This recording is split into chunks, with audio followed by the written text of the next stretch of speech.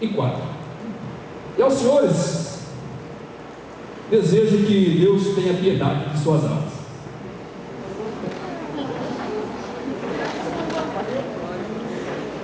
Neste momento, passo a palavra à defesa, que dispõe de 15 minutos.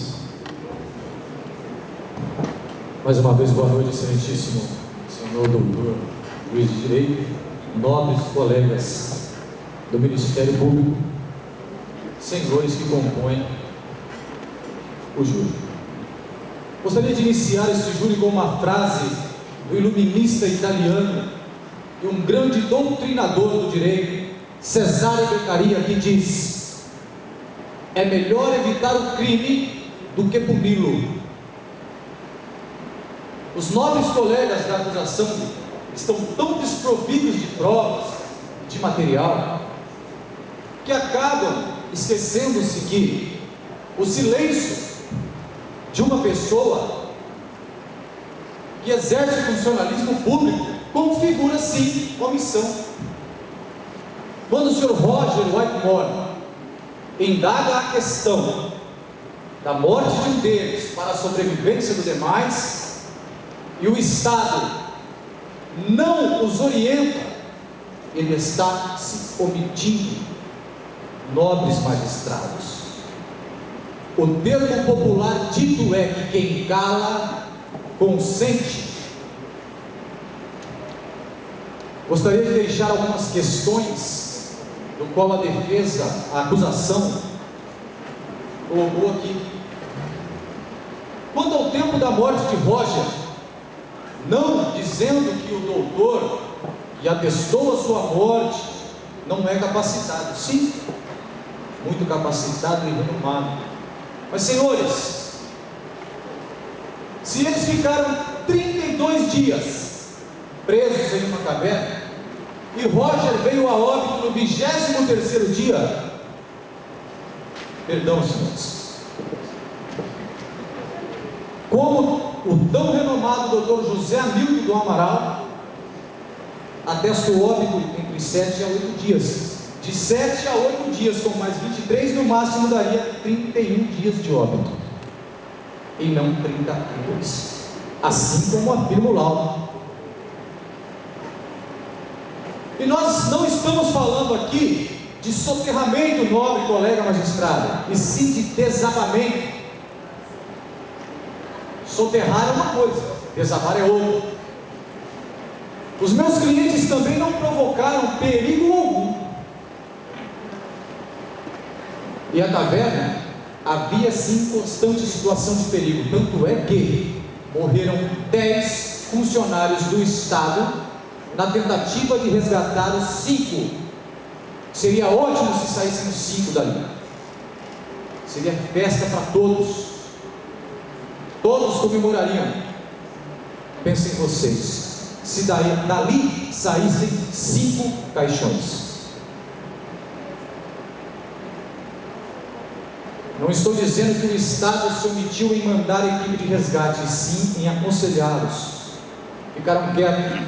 Cito exemplo recentemente, todos que são bem informados sabem de um desmoronamento que ocorreu aqui no nosso país vizinho, no Chile, no qual o líder deles, o líder dos mineiros que estavam soterrados a mais de 200 metros, pediu para ser o último a ser retirado, e se alguém tivesse que morrer ali, seria ele, por ser o líder, assim como era Roger, líder da expedição. Digo mais, senhores, como prevê o nosso código, o conflito entre dois bens jurídicos, o sacrifício de um é permitido por lei, a fome, o desamparo, o descaso do Estado com aquelas pessoas ali dentro, porque não souberam usar o instrumento de comunicação que havia ali. O Estado não soube usar esse instrumento para orientá-los e comportá-los. Na situação em que estavam, é futilidade, configura futilidade.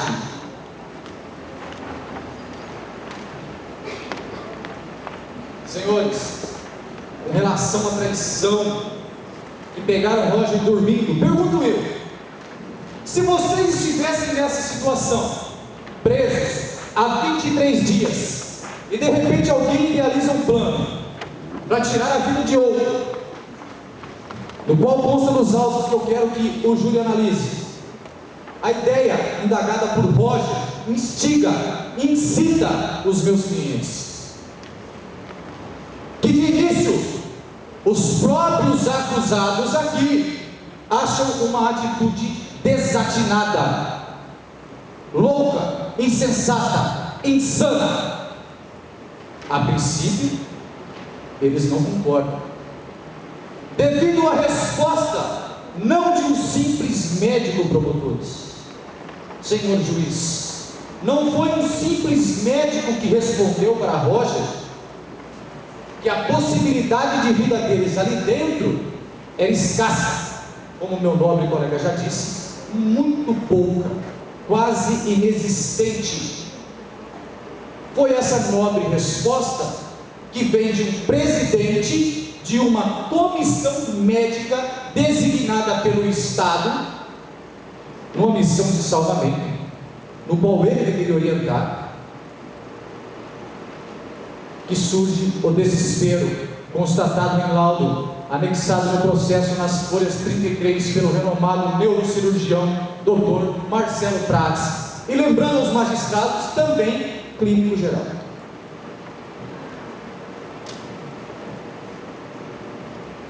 Dr. Marcelo atesta que devido a tanto tempo preso, imaginem vocês no lugar destes homens, dentro daquela caverna, sem orientação, sem saber o que fazer, sem ter resposta de ninguém, sendo feito praticamente de pouco caso por parte daqueles que deveriam estar confortando vocês ali dentro. Isso para mim é pouco caso. Não responder uma questão importante é fazer pouco caso da dignidade da pessoa humana, que também é previsto na nossa Constituição, no artigo 5º. Um bem que o Estado deveria zelar.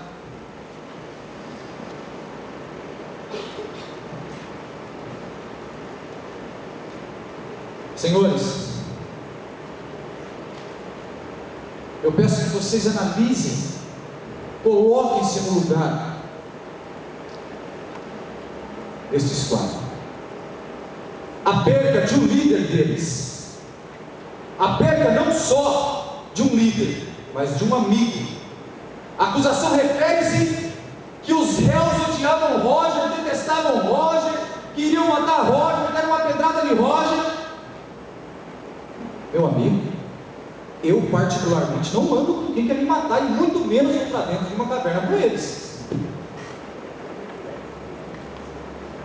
em hipótese alguma. Creio que todos ali eram amigos e muito amigos. Roger, como um bom líder, que era, assume o seu papel de líder, assume o seu papel de líder. Quando ele faz a pergunta e que decidem se lançar os dados que consta aqui, Roger não quis lançá-lo. Um dos acusados lançou esses dados em seu lugar e perguntou se Roger tinha alguma objeção a fazer. O mesmo respondeu que não tem objeções a fazer. Seja feito conforme o acordado. Está tudo aí, senhores. Consta no processo. Ninguém assassinou ninguém. Não estamos falando aqui de monstros, assassinos truculentos, pessoas que matam e comem por prazer. Não. Estamos falando de seres humanos que têm suas qualidades, que têm os seus defeitos, que vivem em uma sociedade passivas de erros até por parte daqueles que deveriam protegê-los. A parte do Estado em orientá-los não foi cumprida. A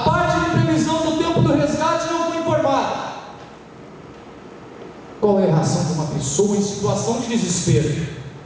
O seu estado emocional já não é mais o mesmo, a sua saúde mental já não funciona, ou, que nem diria, cito aqui um trecho de uma música de um filósofo chamado Raul Seixas: você vai ficar sentado esperando a morte chegar? Você senta e espera, eu vou morrer, acabou? A minha vida termina aqui? Ou há uma solução? Há uma saída? Exemplifique, senhores. Se você dirige o seu carro na sua prioridade e vem uma carreta na sua direção, você com a sua família, você tem que desviar e jogar para a contramão. Na contramão tem uma outra pessoa, você vai bater na carreta ou vai atropelar outra pessoa para salvar a sua família? Pense, estamos colocando as mesmas situações. Você condenaria uma pessoa dessas? Você condenaria tal ato? Senhores, Cesare Beccaria, grande doutrinador do direito, deixa mais uma frase, e é com esta frase que eu quero que vocês pensem e analisem, porque estamos falando de pessoas que têm família. Se algum deles tivesse sido menos afortunado na hora do sorteio dos dados, eu creio que Roger comeria da carne de um deles, para que também pudesse sair vivo daquela caverna e se encontrar com a família. Eu vi a acusação dizendo: a família de Roger está desesperada, a esposa de Roger está se acabando em lágrimas. Senhor magistrado, será que Roger pensou na família quando planejou tudo isso?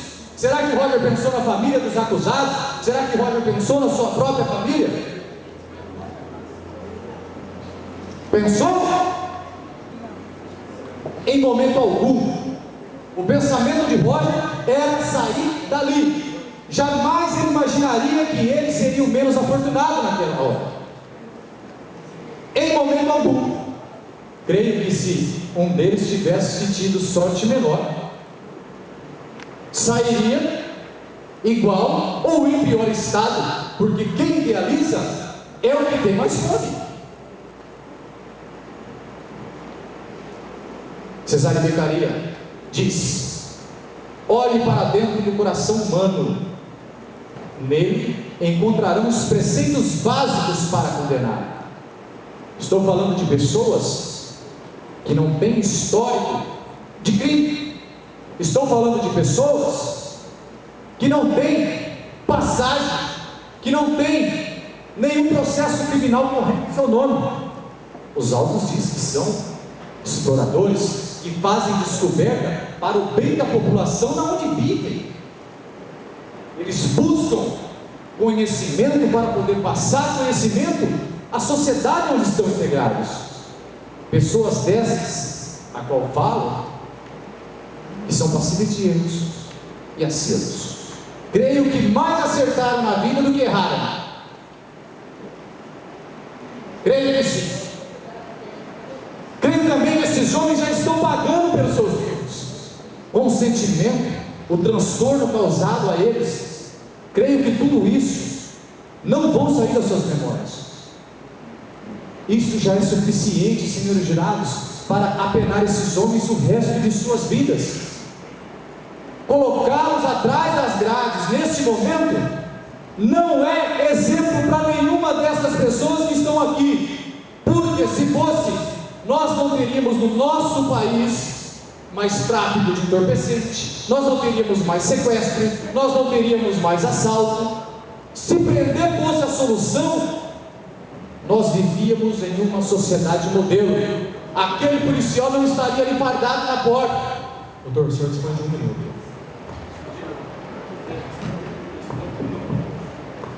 Senhores, pensem, perdoem esses homens.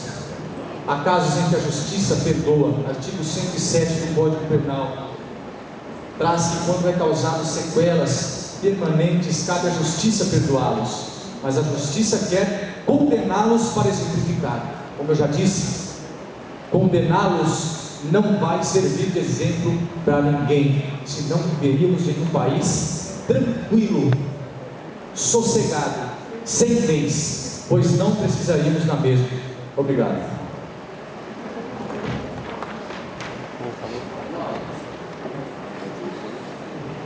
Encerrado neste momento a fase dos debates, passaremos agora para a sala secreta com os jurados, onde serão procedidos os quesitos formulados e onde os jurados responderão. A título de conhecimento para os senhores que estão assistindo, na sala secreta, na verdade, são feitas algumas perguntas para os jurados e eles respondem sim ou não. A primeira pergunta que será feita aos jurados é se houve morte. Segunda pergunta: na data e hora dos fatos, no interior de uma caverna, os réus, por meios indefinidos, produziram na vítima Roger Whitmore as lesões descritas nos autos de necrópsias, as folhas 18 a 22, que lhe causaram a morte. Terceiro quesito: os jurados absolvem os acusados por terem agido sob estado de necessidade. Quarto, os jurados absolvem os acusados por serem inteiramente incapazes de entender o caráter ilícito do fato, ou seja, doentes mentais, naquele momento. Quinto, os réus praticaram o fato por motivo fútil. Sexto, os réus praticaram o fato com emprego de veneno, fogo, explosivo, asfixia, tortura ou outro meio insidioso ou cruel ou que possa resultar perigo comum. E sétimo, os réus praticaram o fato a traição, de emboscada ou mediante dissimulação ou outro recurso que dificulte ou torne impossível a defesa do ofendido. Então será lido esses quesitos para os jurados e nós procederemos agora à votação. Neste momento eu peço para que a acusação eleja um membro para que acompanhe a votação e a defesa eleja um membro para que acompanhe a votação. Nós nos dirigimos à sala secreta nesse momento. Podemos ir lá atrás. Se os jurados tiverem alguma dúvida, poderão perguntar a mim e nós teceremos os esclarecimentos necessários. A plateia é só aguardar.